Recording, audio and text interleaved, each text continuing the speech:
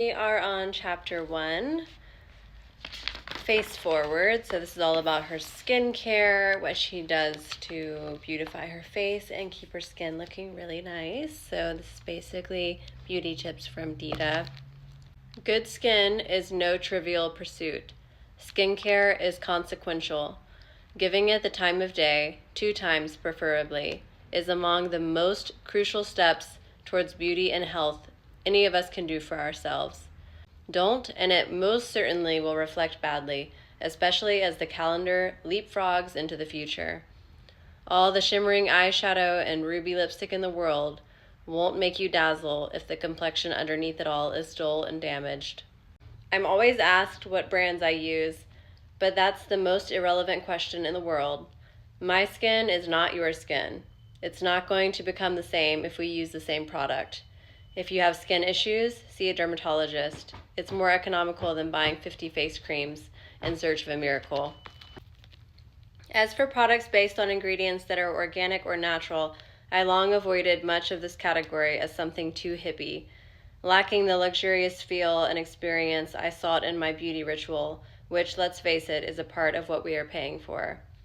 While I won't be giving up my retinol or sunscreen, I'm replacing many of the traditional beauty and all of the household products in my home with natural and organic formulations. It's all about balance, after all. I alternate between a trio of products by Eminence Organic, Coconut Age Corrective Moisturizer, Apricot Candula Nourishing Cream, and Linden Candula Treatment Cream for a night. I also adore the benefit of coconut oil, antifungal, antioxidizing, and antibacterial.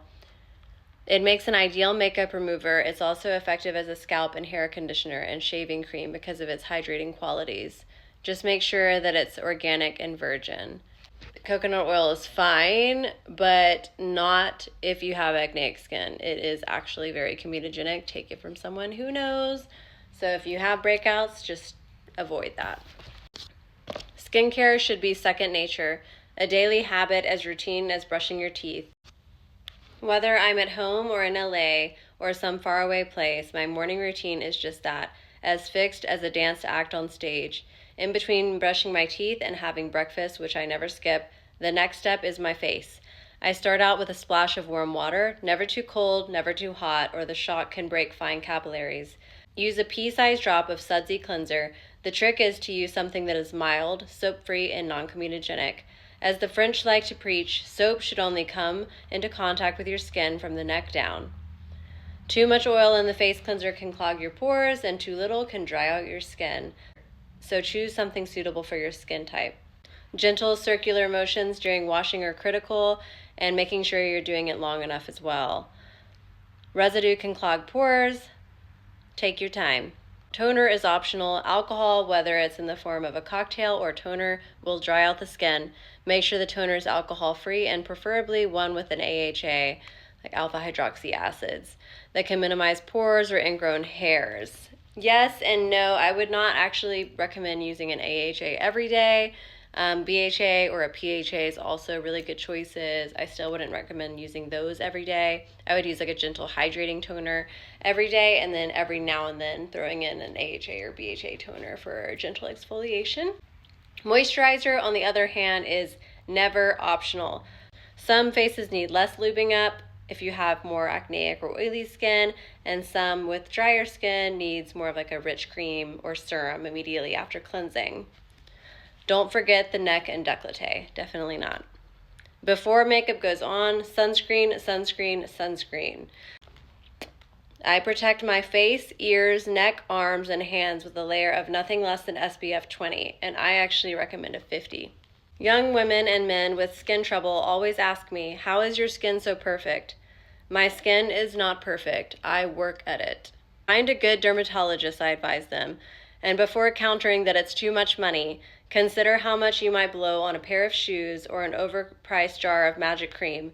Those are objects of immediate gratification. Your face is forever.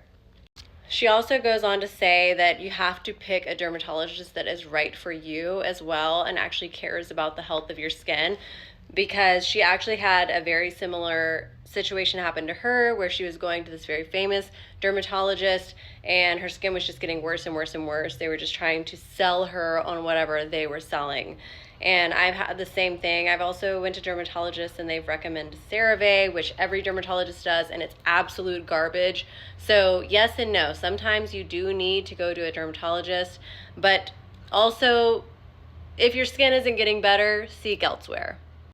She eventually found an actual dermatologist that did actual good work for her, and her skin cleared up before she was diagnosed with rosacea. And then it just turned out that her skin was just oversensitized, and probably she was destroying her skin barrier with whatever the other fancy dermatologist had recommended, and he was just trying to sell her his product. So be careful about that. Exfoliation is the skin's best friend. The process removes dead skin cells and stimulates blood circulation, boosting oxygen in the surface of the skin and provoking collagen production. Yes, exfoliation, exfoliation, exfoliation, but not exfoliation nation where we live. Do not over exfoliate. You do not need to. Once a week is plenty. Dirty martinis, dirty talk, dirty dancing, but a dirty face to bed, never. As for those who take pride in boasting about all the times they've woken up to find last night's face on a pillow, for shame.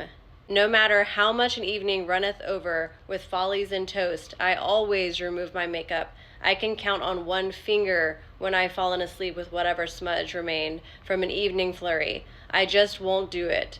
I'll even run a makeup removal wipe across my girlfriend's face if they are too pie-eyed to have some good sense to remove their mascara. And I absolutely love this advice because I always say that as well. I have to remove my makeup. I don't care if I am deadbeat tired. This face is going to be clean before I go to bed. And I do think that is huge for anti-aging, huge for breakouts. Wash your face before bedtime. She also recommends using something that is a very emollient. Friction is the enemy for removing makeup. I suggest an oil cleanser, so check, check. Sleeping is never optional. Do without and do damage to your face, your performance, your health. Besides, all those concealers in the world is not going to hide those dark circles for very long. There is nothing glamorous about subjecting the world to a tired you. Amen, sis. It doesn't cost a thing to sleep. Sleep is one of the best luxuries in life. Touché. And with that, good night. Stay tuned for more. Bye.